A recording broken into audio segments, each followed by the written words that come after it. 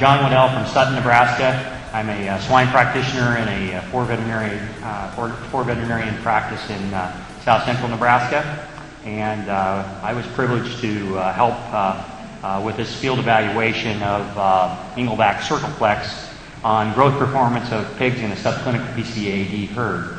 This system was a unique system in that when PCBAD broke severely in 2005-2006, this system was less affected by that, and so we didn't always start a vaccination protocol on these pigs, but there was enough evidence, other studies and field trials have been done that told us that maybe we were missing out on some performance benefits of Circleflex.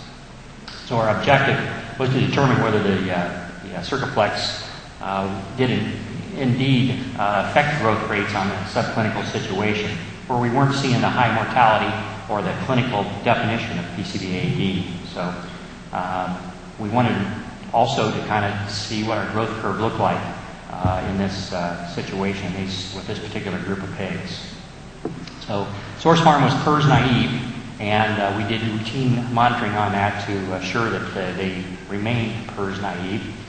We started with 600 weaned pigs, 21 days of age. We tagged them, weighed them, and randomized by weight and sex, and then randomly split those into 300 vaccines, 300 controls. And this was a blinded test, a blinded study, so that the barn personnel and the study monitor, we didn't know which pigs were which. They were all tagged with the same colored tags, with the exception of the pigs that we continued to bleed.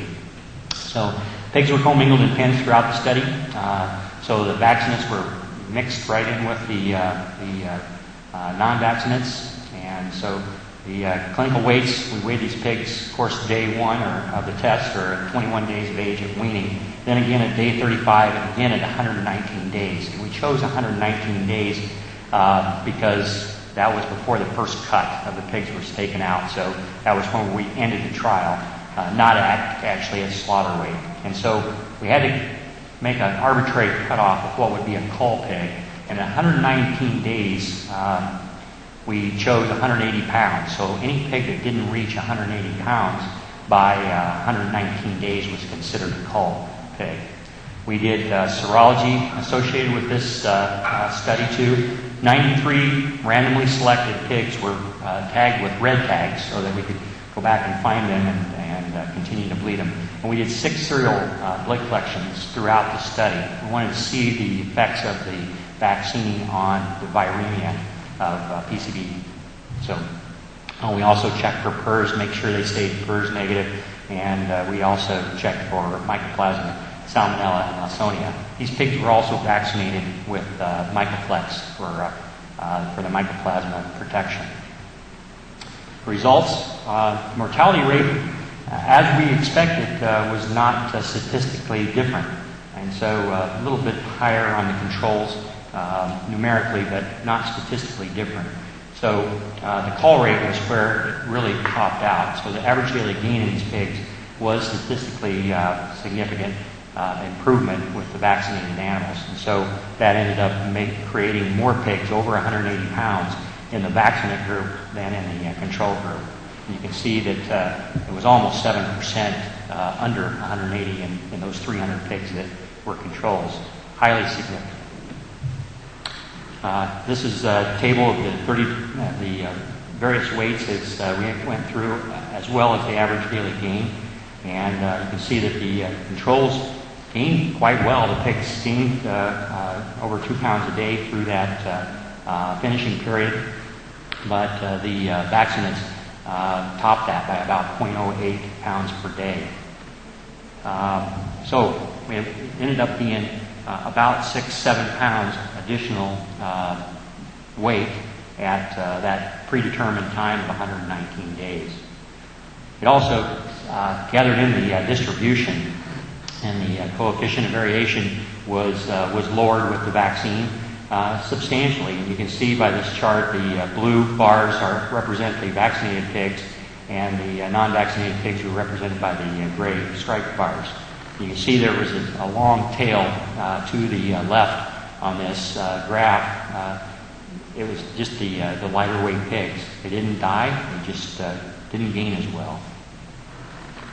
We also found that probably the reason for the differences in performance was due to the quantitative PCR, the amount of viremia that was in these pigs' bloodstream when they finally seroconverted. And so we bled again at 3, 6, 8, 12, 18, and 22 weeks of age. And you can see that the pigs, once they went into the finisher phase, they seroconverted.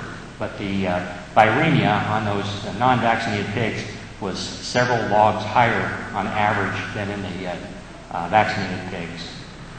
So, to conclude, certainly in our in this situation, the one-dose TCV2 vaccine, Circoflex, significantly increased growth rates, weight gain, and average daily gain in this population of high health pigs. And they didn't meet the case definition of PCVAD.